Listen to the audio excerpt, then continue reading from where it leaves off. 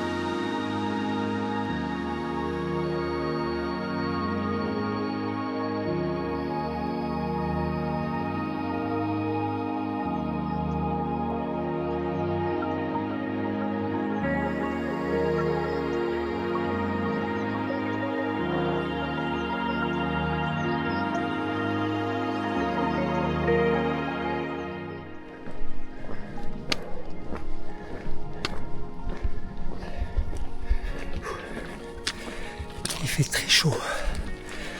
Et là, on attaque quelques petites portions bien sympathiques. Mais je ramasse au niveau chaleur, c'est une cata. Plus d'habitude.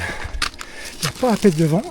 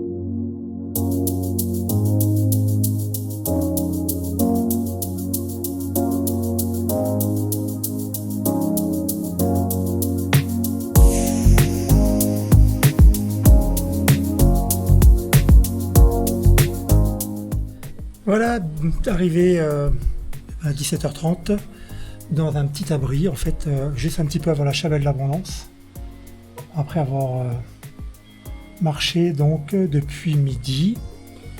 Donc bilan d'aujourd'hui, 16 km 33 avec quand même un petit 1862 D+, à peu près 5h50 de marche en lui-même. Donc départ midi de Saint-Gingolph, jusqu'à Novelle ça va, puisqu'en fait le chemin est bien ombragé. Après Novelle ça se gâte, pour monter jusqu'au col de Bise. Il a fait très chaud, la montée est quand même bien, enfin je m'y attendais un petit peu mais pas comme ça, mais la montée quand même est pas mal. La descente aussi, les chalets de Bise sont pas mal. Petit casse-croûte vite fait là-bas sur place, beaucoup de monde au chalet de Bise, beaucoup de monde, très touristique. Et en fait, comme il était de bonne heure, 4h30, j'ai dit on peut continuer. Donc il faut garder un petit peu de patate quand même pour remonter au pas de la Bosse, qui est à 1816, et puis redescendre après, voilà.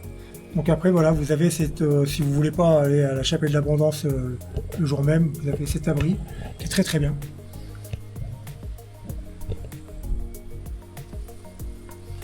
Voilà. Donc on est là, ensuite première connaissance avec aussi des gens qui font de l'Hexatrek. Et Paul aussi qui fait le GR5 mais en mode un peu plus cool que moi. Voilà, demain pas de refus de chaiserie, et puis on verra par la suite si j'ai encore la patate pour continuer ou pas. Voilà, bonne soirée, bonne nuit, ciao. Quand tu marches... Voilà, pas là pour vendre du muguet les gars. Allez. Jambon, carottes râpées. Utilisé.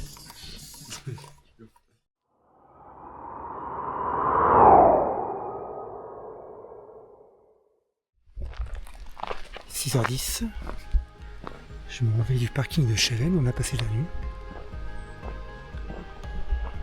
Les collègues avec qui j'ai rencontré hier soir peu dans mon corps.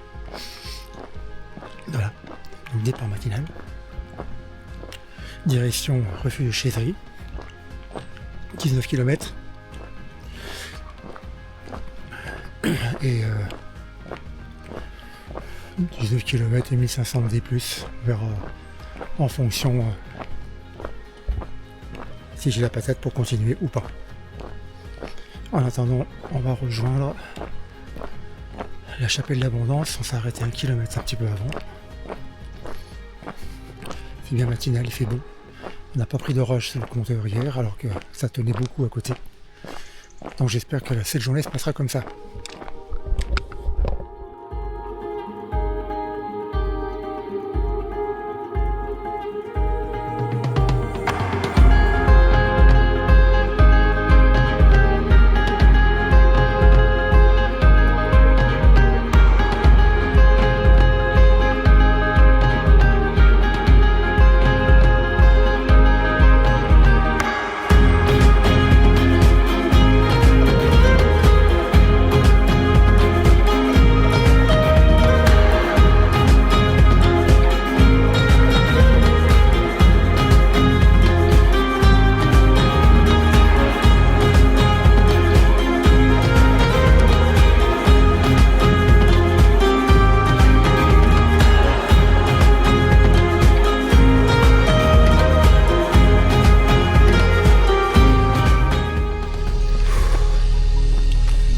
Déjà beaucoup mieux qu'hier, hein. Ouh, vache de vache.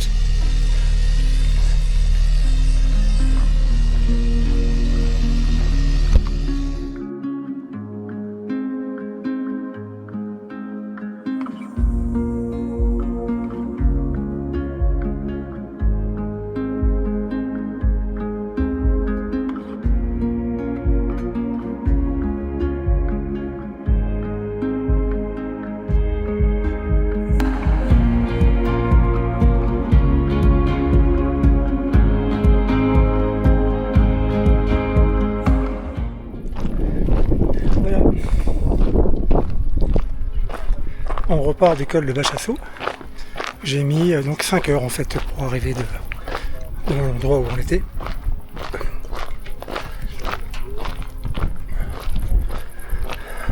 Bon, il y a de l'eau partout. On va se faire de mon dos, donc mes gourdes sont pleines. Donc là maintenant on va se diriger vers la Suisse. Pour aller au refuge de Chevry qui est donné dans 1h20. Donc à peu près 1 heure et puis c'est bon. Elle me dit je casse la côte là-haut. Pour l'instant le corps répond bien, ça va. Donc on continue.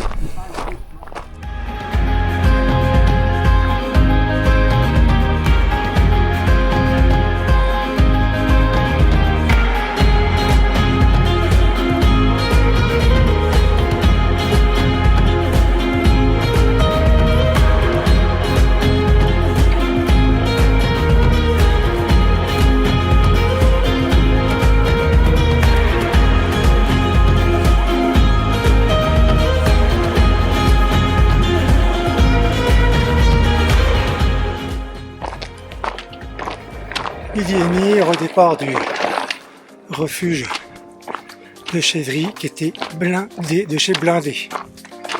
Quand même pu faire casser une petite croûte. Manger une tarte maison à 6,50 €, hein, bien entendu. Ça fait toujours du bien. Et là je remonte donc vers les portes du soleil. Ce que vous entendez derrière moi, c'est les VTT, il y en a beaucoup. C'est vraiment une folie. Ah oui, il y a là-bas les remontées mécaniques qui les emmènent directement pour redescendre tranquille en vallée, c'est vraiment sympa. Oh,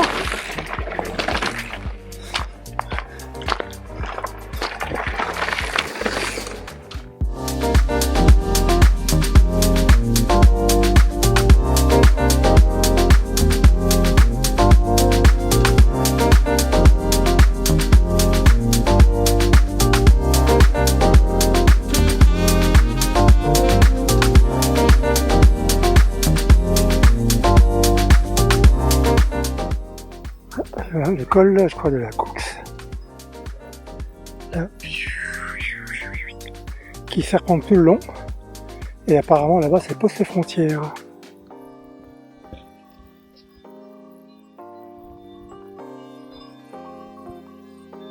Retour en France, il n'y a pas longtemps.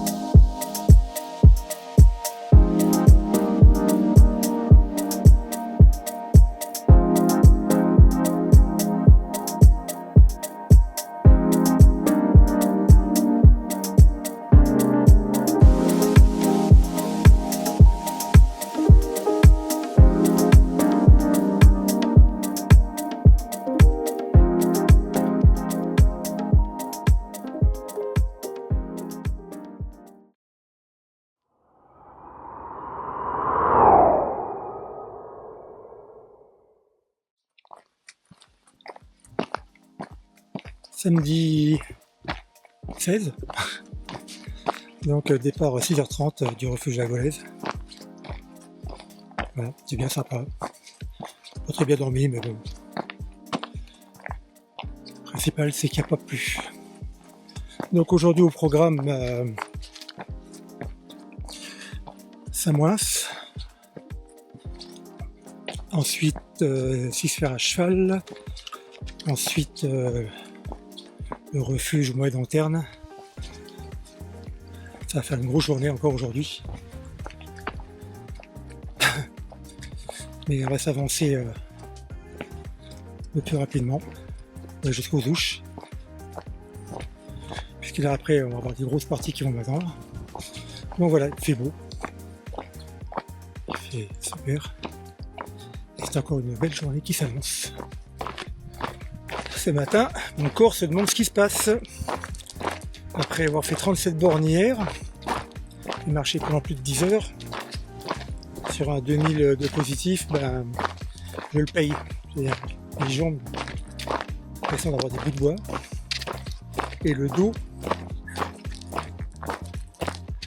le sac que j'ai acheté en fait n'est pas spécialement adapté, je pense, à un poids de 13 kg. Voilà, tant pis, il va falloir faire avec.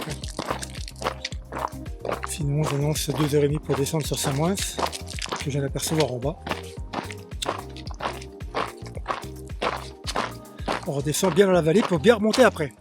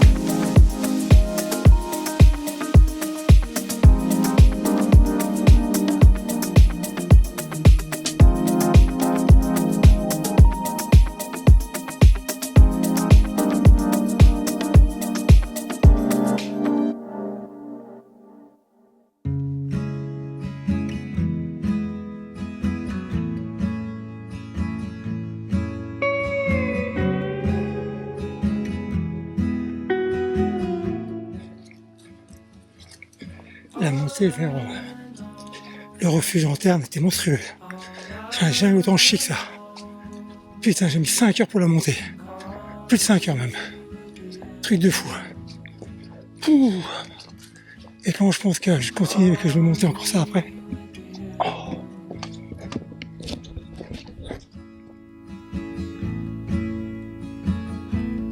No concrete, no concrete, just the dirt of the world and the evergreens, just the dirt of the world and the evergreens.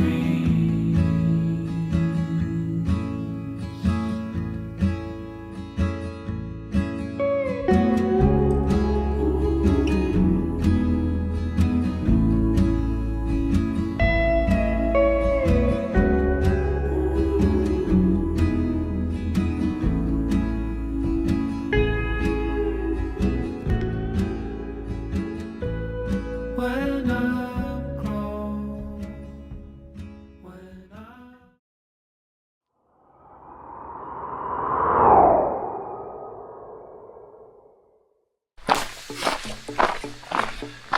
Voilà, j'étais à faire partie ce matin, départ à 7h du refuge de Moelle-Lanterne. Il y a beaucoup de monde, beaucoup. Et beaucoup de toiles de tente. Donc je pars de plus en plus tard. Premier départ 6h, deuxième départ 6h30, aujourd'hui départ 7h. Commence à fainéantiser un petit peu. Je disais, il y avait beaucoup de monde à ce refuge, beaucoup de tentes, avec des réglementations, comme c'est un parc, en fait vous ne pouvez pas monter votre tente avant 19h. Donc vu que je suis arrivé à 6h, à 5h, c'était un peu craignos, mais bon, tant pis, avec. Tant qu'il n'y a pas plus, c'est le principal. Voilà. Aujourd'hui, ben, un gros paquet, gros paquet, le col du Brévent. Là, on va redescendre à 1005 pour remonter à 2004 ou 2005, je sais plus, quelque chose comme ça. Très longue montée et surtout une très longue descente jusqu'aux Ouches. Voilà.